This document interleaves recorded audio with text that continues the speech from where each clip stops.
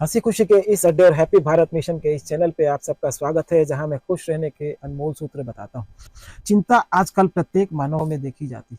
आइए आपको इस वीडियो के जरिए बताऊंगा चिंता कैसे मिटाएं। चिंता चिता समान है, ऐसा तो हमारे ग्रंथों में बताया गया है। आइए आपको बताता हूँ चिंता है क्या। चिंता भविष्य की कुछ फिजूल विचारों की गठरी होती है जो हम अपने मन मस्तिष्क में बनाकर बैठ जाते हैं।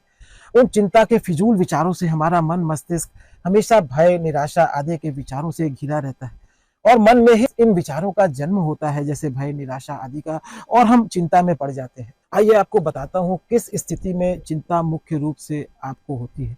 सबसे पहले हम यह जानें कि जीवन में प्रतिकूलता निश्चित रूप से आएगी। हम यह भी जानें कि प्रतिकूल परिस्थिति का निर्माण हमारे किसी न किसी सुधार के लिए ही होता है।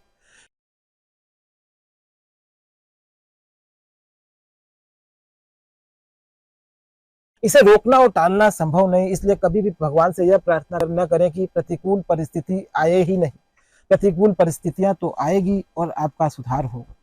फिर आपको बताता हूँ आपको किन की चिंता होती है। चिंता आपको मुख्य रूप से आपके परिवार, शरीर, संतान, माता पिता, भाई बहन, निजी सामान और संपत्ति, मान सम्मान, समृद्धि, यश और लाभ हानि की होती है। इसके अलावा कहीं भी अगर चिंता आती है तो वह चिंता नहीं, करुणा या दया है, पर वह चिंता नहीं है। आइए आपको बताता हूँ इसका उपाय क्या है। हम सब पर प्रतिकूलता तो निश्चित रूप से आएगी, ऐसा हमारे शास्त्र और हमारे पूर्वजों और हमारे बुजुर्गों ने हमें बताया है, जिसे रोकना और टालना भी आपके लिए संभव नहीं है। किंतु इन परिस्थितियों में समान भाव से रहना अगर हम सीख जाएं तो हमारी सारी चिंता परेशानियां खत्म हो सकती हैं, हमारी चुनौतियां खुशियों में बदल सकती हैं। जीवन में पूजा और साधना का हमारा यही उद्देश्य होता है कि चिंता न आए, प्रतिकूलता न आए। हम जीवन में किसी भी कर्म, साधना और पूजा का सिर्फ एक ही उद्देश्य बनाकर पूजा करते हैं, साधना करते हैं कि हमारी चिंता मिटे, प्रतिकूल परिस्थितियां हमारे जीवन में आए ही नहीं, हमें जीवन में आराम और खुशियां ही हमेशा मिले। किंतु हम यह जान लें कि प्रतिकूलता तो आएगी ही आएगी भाई जी, यह बात समझ लें। हमें अब इसके लिए क्या करना होगा, हमें इसकी कैसे तैयारी करनी है, उन बातों को आपको बताता हूँ। मन का चिंतन हर परिस्थिति में सकारात्मक करें, सही सोच और ज्ञान रखें। इस मनुष्य शरीर को धारण करने के बाद इस शरीर तथा शरीर से जुड़े सामान, संपत्ति, परिवार, मान सम्मान आदि सभी के मालिक परमात्मा है, आप नहीं है। यह सब परमात्मा की चीज है और इसे आपने अपनी मान ली है। इसके बाद आपको इसे भगवान की चीजें माननी है, वो जैसा रखे वो उन्हीं की चीज है। इसके बाद आप प्राणायाम करना शुरू करें, सांसों को अंदर खींचना, अंदर की नकारात्मक कार्बन डाइऑक्साइड को बाहर निकालना। इस क्रिया से भी हम चिंता को रोक सकते हैं, क्योंकि इस प्राणायाम की क्रिया के दौरान हमारे सभी विचारों से हमारा मस्तिष्क शून्य हो जाता है। और हमेशा इस बात को भी आपको याद रखना होगा, जो प्रतिकूल परिस्थितियों का निर्माण जिन शक्तियों ने किया है, उन्हीं शक्तियों ने हमारे स्वयं का भी निर्माण किया है। चिंता से छुटकारा पाने का उपाय बड़ी गहराई से जब हम देखते हैं, जो शरीर के लिए परम आवश्यक तत्व है, जैसे हवा, सांसें, जल, भोजन, वस्त्र, आवास तथा निर्मित सभी परिस्थितियों के निर्माता परमात्मा ही है। और इसका नियंत्रण भी परम शक्ति के हाथ में ही है, जिसे हम अपने हाथ में मान बैठते हैं। और इन सब चीजों पर हमारा लेश मात्र भी नियंत्रण नहीं चलता है, यह बात भी हमें जाननी और समझनी है। हमारा नियंत्रण हम स्वयं हमारे शरीर पर भी नहीं चलता, हमारे पास तो केवल इन सभी चीजों के सदुपयोग और दुरुपयोग करने की स्वाधीनता ही परमात्मा ने हमको दी है। इसलिए हम भूल कर भी किसी चीज की चिंता न करें। जो आपके प्रारब्ध में होगा वो आपको निश्चित रूप से मिल जाए। मालिक होने के नाते संभाल भी उन्हीं की है, क्योंकि सारे सामान और संपत्ति, परिवार के लोग उन्हीं की स्वरूप में हमारे जीवन में आते हैं। और अगर हम गहराई से देखें तो हमारे महत्वपूर्ण अंग जो पेट के अंदर होते हैं, जो शरीर के अंदर होते हैं, उनको भी सुचारू रूप से चलाने की जिम्मेदारी परमात्मा की है और बाहर से साफ सुथरा करना आदि हमारे ऊपर उसकी जिम्मेवारी। भोजन खाना की जिम्मेदारी हमारी है, भोजन को पचाने की जिम्मेदारी स्वयं ईश्वर की होती है। उस भोजन के द्वारा रक्त का निर्माण करना, शरीर के अंदरूनी नसों में रक्त को भेजना, शरीर के अंदरूनी संतुलन को बरकरार रखना, यह ईश्वर ही करता है। हमें तो सिर्फ बाहरी कार्यों के लिए निर्मित किया है। भोजन करने का साधारण सा कार्य हमें सौंपा है, अपने शरीर को ठीक रखने का साधारण सा काम सौंपा है। इसलिए हम चिंता किस बात की करें। इसी तरह जब हम निद्रा में होते हैं तब भी उस समय परम सत्ता के द्वारा ही हमारी रक्षा सुरक्षा की जाती है। इसी तरह कोई बड़ी चुनौती, बड़ी परिस्थिति अगर जीवन में आ जाए तो हमेशा यह भरोसा रखें कि इस बड़ी चुनौती को भेजने वाला स्वयं ही इससे आपको निकाल भी देगा। इसलिए चिंता करने की कोई जरूरत नहीं। अनुभव के आधार पर यह चीज समझ में आती है कि इन चीजों के अगर हम मालिक नहीं है तो फिर हमें चिंता क्यों करनी है।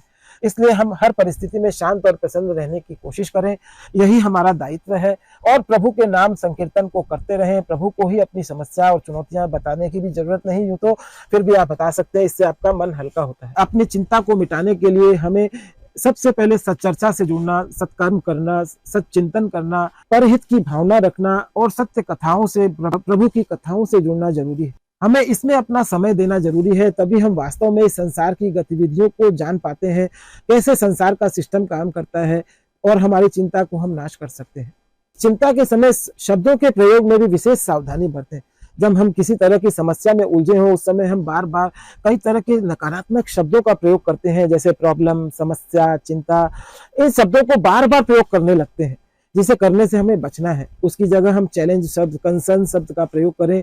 यह बात भी हमें ध्यान रखनी है, क्योंकि हम जिन शब्दों का प्रयोग अपनी बोली में करते हैं, हमारा मन मस्तिष्क उन्हीं शब्दों को, उन्हीं परिस्थितियों को निर्माण करने लगता है। इसलिए हमें इस दौरान अपनी चिंता को मिटाने के लिए शब्दों का विशेष ध्यान रखना है।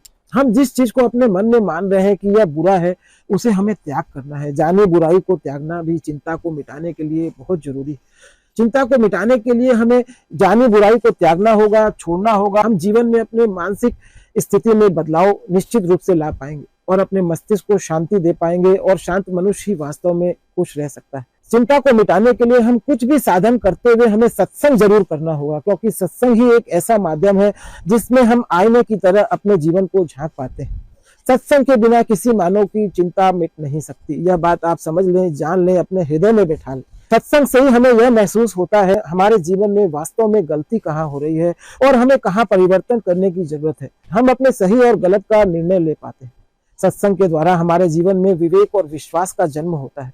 इससे हमारा चिंतन सही होने लगता है, और चिंतन के सही होते ही इसका प्रभाव हमारे मन पर पड़ता है और हम खुश रहने लगते हैं, अपने आप को ऊर्जावान महसूस करने लगते हैं, जो कि हमारे व्यक्तित्व में भी इसकी झलक दिखाई देने लगती है। प्रतिकूल परिस्थितियों में भी बन ठन कर रहने लगते हैं, चिंता मुक्त रहने लगते हैं। रावण ने अपने जीवन में बहुत बड़ी साधना की, बहुत बड़ा ब्राह्मण था, सोने की लंका थी, किंतु उसके जीवन में सत्संग नहीं था, इसलिए उसे सोने की लंका जैसे राज्य से हाथ धोना पड़ा और रावण का पतन हुआ। इसलिए मित्रों, साथियों, चिंता को मिटाने के लिए सत्संग का होना बहुत जरूरी है। अगर कहीं भी आपको कोई असत्य बात, कोई गलत बात समझ में आती है, तो वहां से तुरंत तत्काल संबंध विच्छेद करके उससे अलग हो जाए। चिंता को मिटाने के लिए हमें अपने जीवन में असत्य से संबंध भी हटाना बहुत जरूरी है। चिंता को मिटाने के लिए सही बात को सही तरीके से पूछना होगा, फिर उस पर निर्णय लेकर उस निर्णय को अपने जीवन में क्रियान्वित भी करना होगा। तब हमारी चिंता से हम मुक्त रह सकते हैं। कुल मिलाकर देखा जाए तो सही निर्णय का लेना ही वास्तव में चिंता का मिटना है। जब तक हम निर्णय नहीं ले पाते, हम चिंता में रहते हैं। जब तक हम जीवन को समझ नहीं पाते, हम चिंतित रहते हैं। जीवन में कोई भी कठिनाई क्यों न हो, हम शांत रहें, हर समस्या का समाधान हमें मिल जाता है। शांत रहना भी हमारे लिए बहुत जरूरी है, क्योंकि प्रतिकूलता तो आने और जाने वाली है, जिसके लिए हमें चिंता होती है। इसलिए हम शांत होकर बैठे, मस्तक के धरातल पर बार बार सफलता की बातों को ही सोचें। उन्हीं बातों को वास्तव में हम सोचें जो हम होते हुए देखना चाहते हैं। तब हम निश्चित रूप से अपने चिंता का नाश कर सकेंगे। होता उल्टा है, हम उन बातों को सोचते हैं, कल्पना करने लगते हैं जो वास्तव में हुई नहीं, और जो बातें हम चाहते नहीं।